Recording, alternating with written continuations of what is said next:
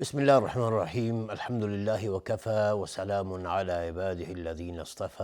اما بعد، بینندگان عزیز و ارجمند شبکه جانی شارجه، خدمت همه شما عرض ادب و احترام دارم. السلام علیکم و رحمت الله و برکاته. برنامه امروز برنامه آداب اسلامی است، برنامه جدید و برنامه است که هدف ما از اون اینه که هر مسلمانی هر عبادتی که انجام میده آداب اون عبادت رو بدونه، تا اینکه اون عبادت چنان که از رسول خدا صلی الله علیه و سلم به ما رسیده اون عبادت رو انجام بدیم، تا اینکه اجر و پاداش اون عبادت رو کامل دریافت نماییم. اولین آدابی که ما در مورد اون صحبت خواهیم کرد نماز هست. نماز چنان که همه ما میدانیم رکنی از ارکان دین مبین اسلام هست و بسیاری از ما مسلمانان آدابی که ما باید رعایت بکنیم در اون رعایت نمی کنیم و ممکنه به خاطر همین رعایت نکردن همین آدابی که ما در پی ذکر اون هستیم،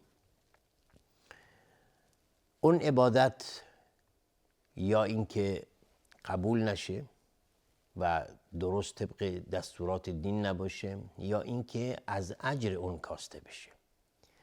پس هدف ما اینه که اون عبادت رو اونطور که شریعت مبین اسلام از ما خواسته اون عبادت رو انجام بدیم.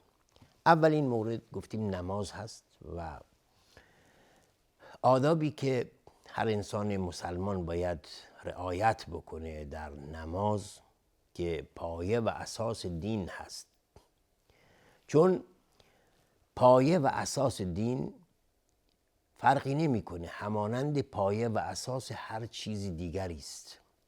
شما به تصور بکنید اگر یک خانه یا یک برج یا هر چیز دیگری میخواد در این دنیا درست بشه و پایه گذاری بشه، اگر اساس و پایه اون صحیح و درست نباشد و طبق موازین و طبق معیارهای صحیح پایه گذاری نشه، اون بنیان یا اون ساختمان یا اون بنا هرگز پایدار نخواهد بود.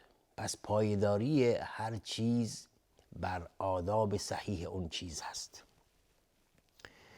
از آدابی که انسان مسلمان باید در مورد نماز دقت کنه و رعایت بکنه، اخلاص نیت هست. نیت خالصانه برای خداوند باشه و این ادب در مورد هر عبادتی شرط هست و باید باشه و این ادب باید رعایت بشه که هر انسان مسلمانی هر عملی که میخواد انجام بده باید خالصانه برای خداوند باشه نیتش. خداوند در قرآن کریم در سوره بینه میفرمایند و ما امروا الا لیعبدوا الله مخلصین له الدین. امر کرده نشده اند مردمان به اینکه مگر اینکه لیعبدوا الله مخلصین له الدین، تا اینکه فقط خالصانه خداوند رو عبادت بکنن، در عبادتشون هیچ گونه شریکی برای خداوند قرار داده نشه. پس همه ما میدانیم که اخلاص یکی از شروط قبول عمل هست و بزرگترین ادب بعد از توحید هست.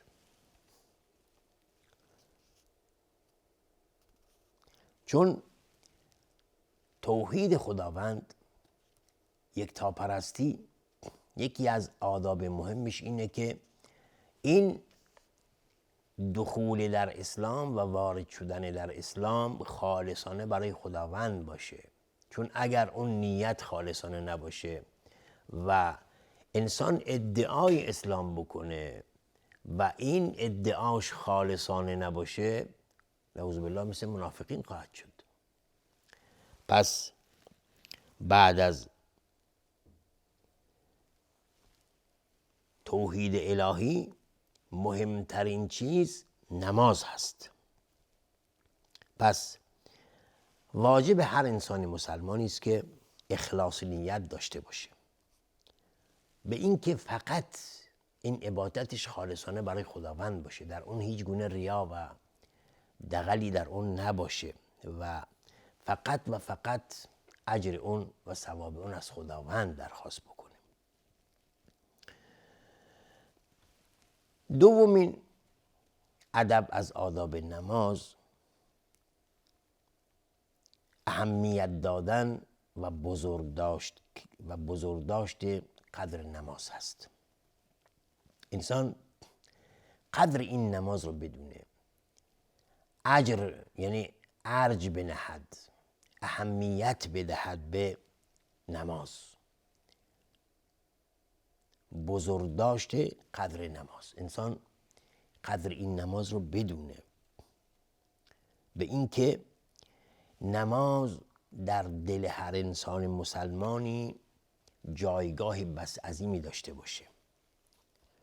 ما این عبادت رو دوست بداریم و به سوی اون اشتیاق داشته باشیم، شوق داشته باشیم، نه اینکه نعوذ بالله انگار نماز یک چیز سنگین بر دل ما باشه، مثل منافقین نباشه که اذا قاموا الی الصلاة قاموا کسالا، وقتی که به سوی نماز بلند می شدن با تنبلی و کسالت و با سختی بلند می شدن.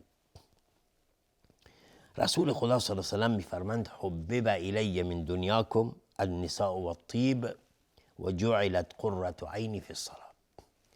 پیامبر صلی الله علیه و سلم می فرمند که از دنیای شما نزد من اون چه که محبوبه زنان و عطر یعنی بوخوشی و جعلت قرة عینی فی الصلاة، نور چشم من در نماز قرار داده شده. یعنی نور چشم من نماز هست. یعنی انسان مسلمان باید اشتیاق داشته باشه به سوی نماز، نماز براش مهم باشه، قدر نماز رو بدونه. عمر ابن خطاب رضی الله عنه وقتی که به زیر دستانش در زمانی که خلیفه مسلمانان بود، به زیر دستانش می نوشت که مهمترین امور شما نزد من نماز است. هر کس نماز رو حفظ بکنه و بر اون محافظت بنماید دینش رو حفظ کرده. و کسی که نماز رو ضایع بکند چیزهای دیگری رو ضایع تر خواهد کرد.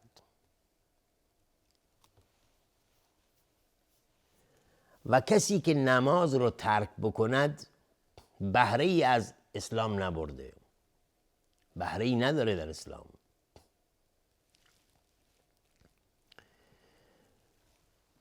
سومین ادب از آداب نماز زینت دادن خود را آراستن و خود را آماده کردن، هرچی بهتر خود را آماده بکنه برای نماز. انسانی که میخواد در مقابل پروردگارش بیسته باید هم استعداد قلبی داشته باشه و هم استعداد بدنی. استعداد قلبی یعنی اینکه انسان قبل از اینکه وارد نماز بشه سعی کنه که حالت خشوع و خضوع رو در نماز به خودش بگیره. روایت است که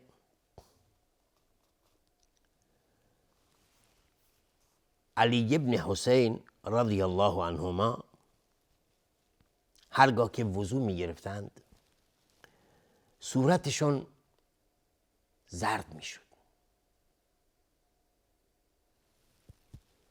وقتی که از این سوال شد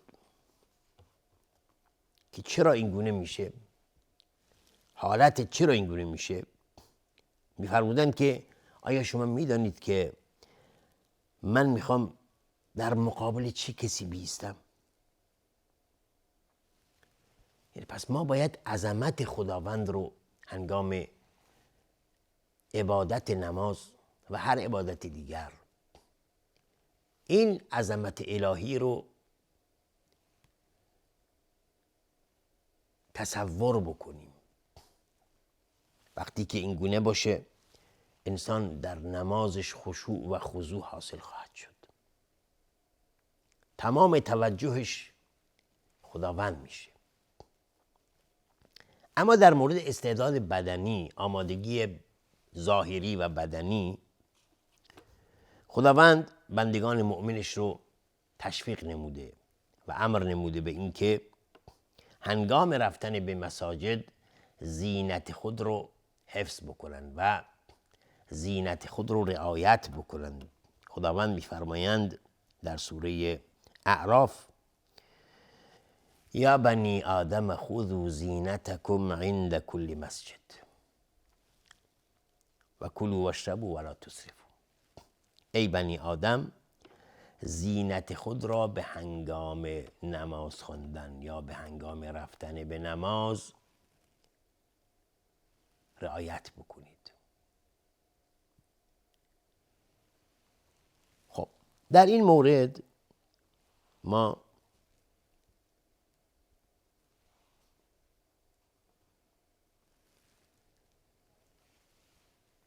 دقت بکنیم وقتی که ما میخوایم بریم به مسجد نماز بخونیم.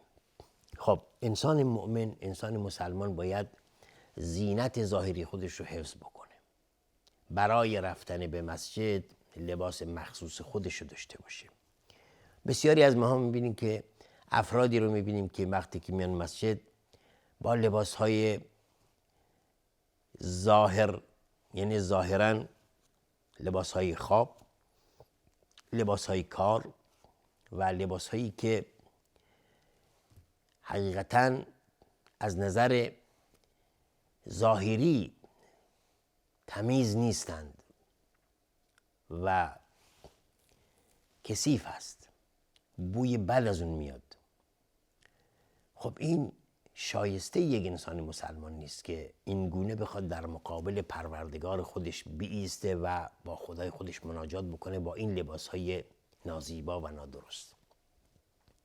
ما وقتی که میخواییم ملاقات بکنیم کسی یا اینکه نزد کسی میخوایم بریم، حالا رئیسی باشه، پادشاهی باشه، به حساب مدیر شرکتی باشه یا مدیر اداره‌ای باشه، سعی میکنیم با بهترین لباس خود و با مزین کردن خودمون نزد اون بریم. خب ما روزی 5 بار به ملاقات پروردگار میریم. آیا شایسته نیست که انسان مسلمان خودش رو آراسته بکنه، چون در مقابل خالق این جهان میخواد بیسته و با خدای خودش میخواد راز و نیاز بکنه؟ آیا درسته که ما با لباسهای نازیبا و نادرست بریم و با پروردگار خودمون ملاقات کنیم؟ پس شایسته است که انسان زینت ظاهری خودش رو حفظ بکنه، هم از نظر قلبی و هم از نظر بدنی. 4مین ادب از آداب نماز اینه که انسان وضو رو درست بگیره، وضو رو کامل بگیره و دقت بکنه در هنگام وضو گرفتن، چون وضو گرفتن و وضو داشتن صحیح یکی از شرایط صحت نماز هست.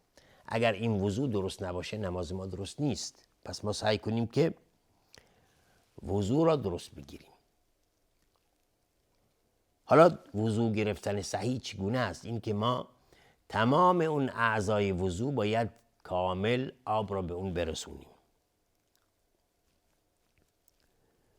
عقبة ابن عامر از رسول خدا روایت میکنه که میگه من شنیدم که رسول الله صلی الله علیه و آله میفرمایند یا فرمودند من توضأ فاحسن الوضوء، کسی که وضو گرفت و این وضو رو خوب گرفت و کامل گرفت، ثم صلی رکعتین، سپس بعد از وضو گرفتن 2 رکعت نماز خوند، یقبل علیهما بقلبه و وجهه، که این نمازش با قلب و با اون خلوص نیتش باشه و از نظر ظاهری هم رعایت بکنه، وجبت له الجنه، بهشت بر او واجب میشه.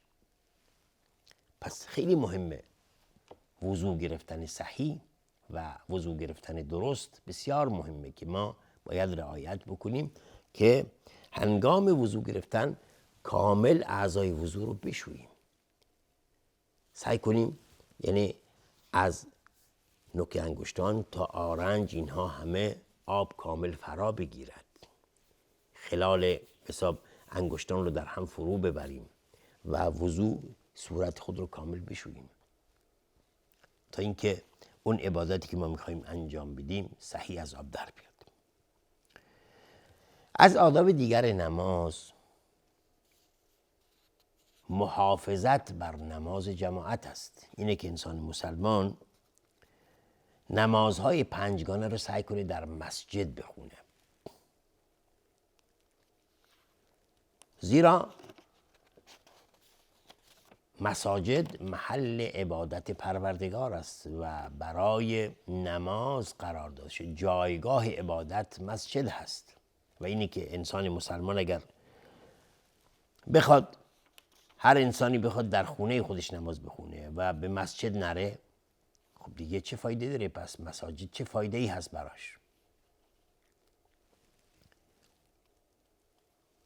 خداوند بندگان مؤمنی رو که در مورد رفتن به مسجد و صفتشون اینه که به مسجد میرند، اونها رو ستوده.